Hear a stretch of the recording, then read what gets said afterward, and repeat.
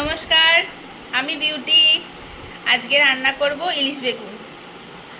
আপনাদের যদি আমার চ্যানেলটি ভালো লাগে, আমার রান্নাগুলো ভালো লাগে, আপনারা প্লিজ আমার চ্যানেলটিকে সাবস্ক্রাইব করবেন, লাইক করবেন, শেয়ার করবেন। চলুন আজকে রান্নাটা শুরু করি। আচ্ছা, বেগুন ইলিশ করার জন্য আমি প্রথমে ইলিশ মাছগুলো ভেজে তুলে রেখেছি। এখানে আলু সেদ্ধ করে রেখেছি। আর ইলিশ মাছ তোলার পর যে তেলটা আছে, এই তেলের মধ্যে আমি কেটে ধুয়ে রাখা বেগুনগুলো এবার দিয়ে দেব, দিয়ে ভেজে নেব। বেগুনটা আমি ভাজতে দিয়ে দিয়েছি। এবার বেগুনটা ভাজা হয়ে গেলে আমি আবার দেখাচ্ছি। আমি কালো জিরে ফোড়ন দিলাম,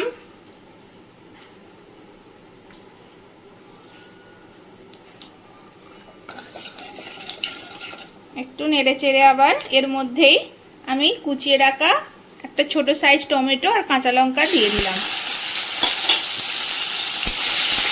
এবার এটাকে ভালো করে আমি একটু কষিয়ে নেব। এর মধ্যেই আমি দিয়ে দিলাম নুন, যাতে টমেটোটা তাড়াতাড়ি সেদ্ধ হয়ে যায়।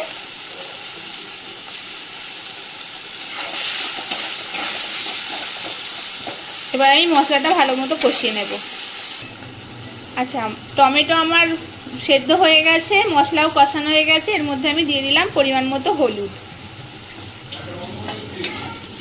এরপর আমি এর মধ্যে দিয়ে দেব সেদ্ধ করে রাখা আলুটা,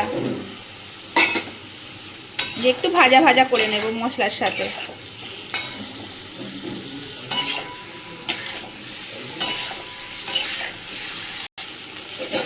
আচ্ছা, আলুর সাথে মশলাটা খুব সুন্দর কষানো হয়ে গেছে, সুন্দর সেন্ট বেরিয়েছে। এবার আমি এর মধ্যে দিয়ে দেব পরিমাণ মতো জল।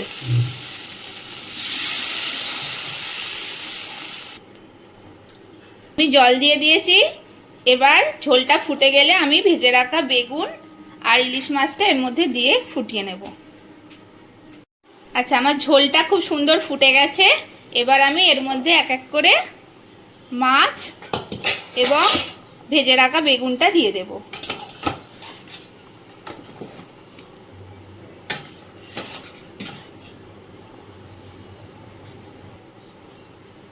ঝোলটা খুব সুন্দর ফুটে গেছে। এর মধ্যে আমি মাছ এবং ভেজে রাখা বেগুনটা দিয়ে দিলাম।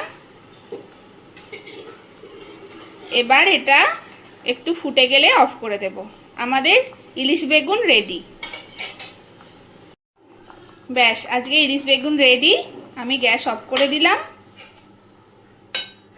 আশা করি আজকে রেসিপিটা আপনাদের ভালো লাগবে এবং অবশ্যই বাড়িতে ট্রাই করুন এবং আমাকে কমেন্টে জানান কেমন হলো। আমি যতটা সম্ভব সহজভাবে করার চেষ্টা করলাম। এটি খুব সুস্বাদু হয়। প্লিজ আমাকে কমেন্টে জানান কেমন হয়েছে।